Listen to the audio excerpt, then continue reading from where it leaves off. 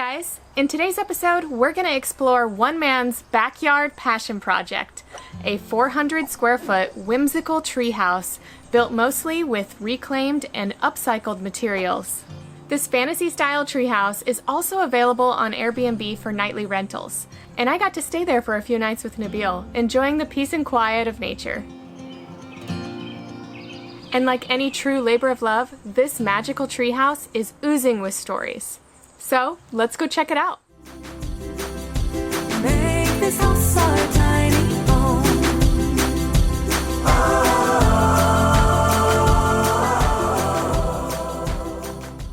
Hi, I'm Scott, and this is my treehouse, Sir Cedric, but it's everybody's treehouse, really.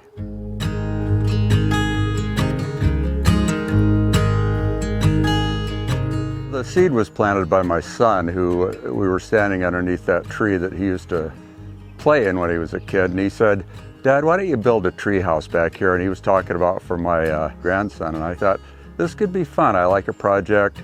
It could be creative. I could involve my friends, and maybe if it turns out in a certain way, other people that I don't know will come and enjoy it.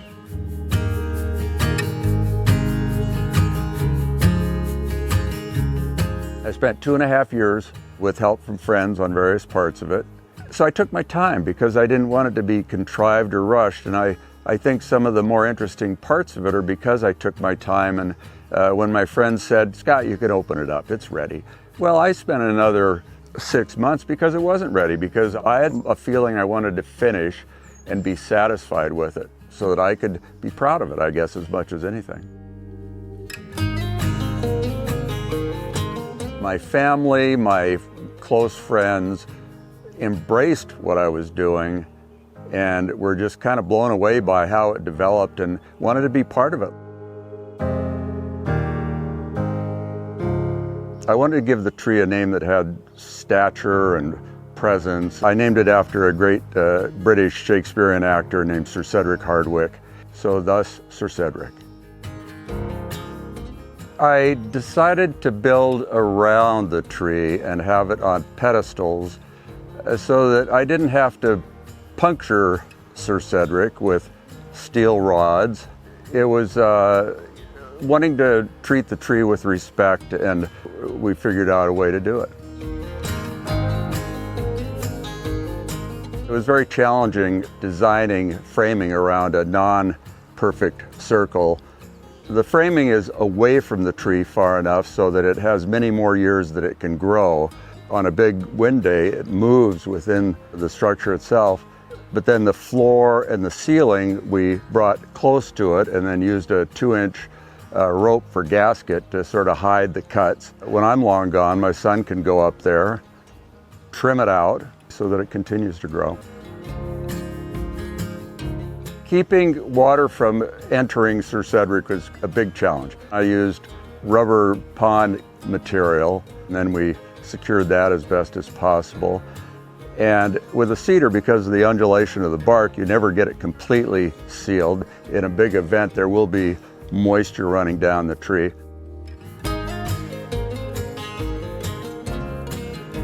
A lot of it, as it developed, had to do with the ingredients that I could come up with. I didn't want to use a lot of contemporary materials. I wanted to use as many recycled, repurposed things as possible. The doors were part of a turn-of-the-century log cabin on Lake Whatcom. The hinge material are from an old barn down in Chehalis. The knocker is that I got in Bogota, Colombia. The lock mechanism, which is just ornamental, was made by a friend. I had a lot of fun. I mean, that was the whole process was me having fun, my friends having fun, letting it just unfold and develop as I went along.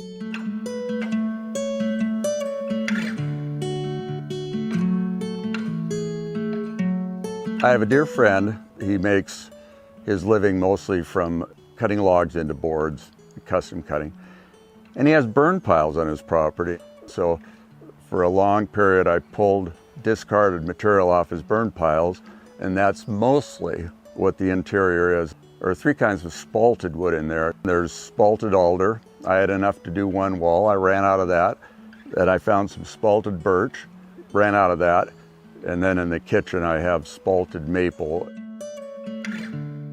The lion's claw chair, I think it's from the mid-1930s, somewhere in there, and I found the lower section at a garage sale about 30 years ago, I guess, and it just sat, and then I thought, this could fit quite nicely into Sir Cedric. So I created a back, created a seat, and sanded it down and put it in there. To me, form follows function. So all the elements within the Sir Cedric, I spent a great deal of time thinking about how well it would work for folks. But the more fun part was then the embellishments and sort of giving it the feeling. I wanted a small refrigerator. I didn't want it taking up a lot of space, but it's adequate for, what the space is. It's short of not having an oven, but there's the barbecue on the deck. It works well, I think. Sir Cedric is a Western red cedar, and I wanted there to be complementary elements in there that were the same. For the first time, I harvested small cedar trees off the property, and I used those in place of dimension lumber, which, why not? It made Sir Cedric not be so lonely, I guess, as much as anything. I was doing a stone patio for a client. I looked down in her garage and I saw these 2 stained glass windows in there, and I said, wow, those are cool. And she said, yeah, those are from Sacred Heart Villa in Seattle, where I got them at an auction when I was 12 years old. And I said, you're kidding me, I graduated from Sacred Heart Villa. And she said, oh, well, you can have them, put them in your treehouse. People were loving being involved and contributing to the whole process. And I tell you what, there's been a lot of providence that occurred for this.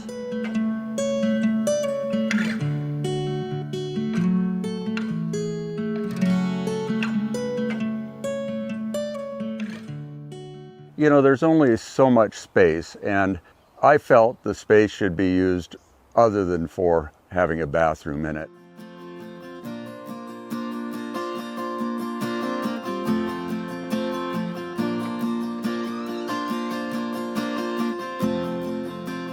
It added another dimension so that it's not just about Sir Cedric. It's another opportunity to use things I had, get other people involved, and create another kind of feeling, I guess, as much as anything.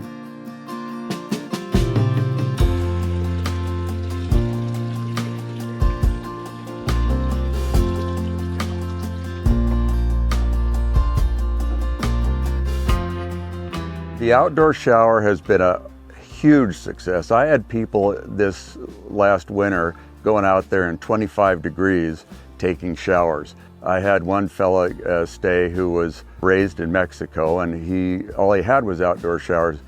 He came for one night, and within 24 hours or so he took 3 showers. He just loved it.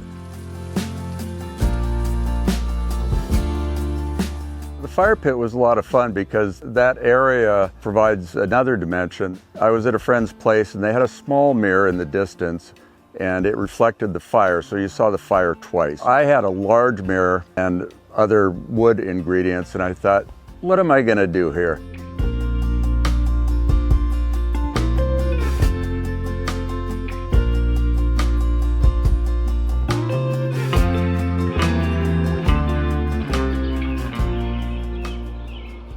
I'm sort of into ornamental and whimsy, and I felt like what a great opportunity for me to just indulge myself and have fun with it.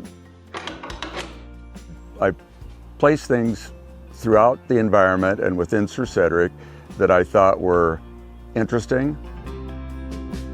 And a lot of people like the hunt and peck kind of situation, and so to this day, adding things, and some of my guests are adding things, and it's kind of fun because it captures their interest.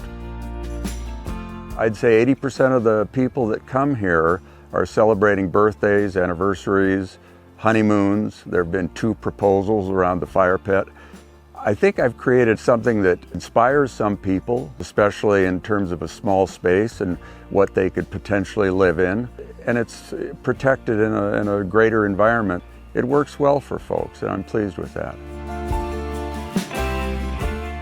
You guys wanted more tree houses, so I found more tree houses. Let me know in the comments what other types of structures you'd like me to tour in the future. Also, make sure to subscribe and hit that bell so that you get a notification every time I post a new video.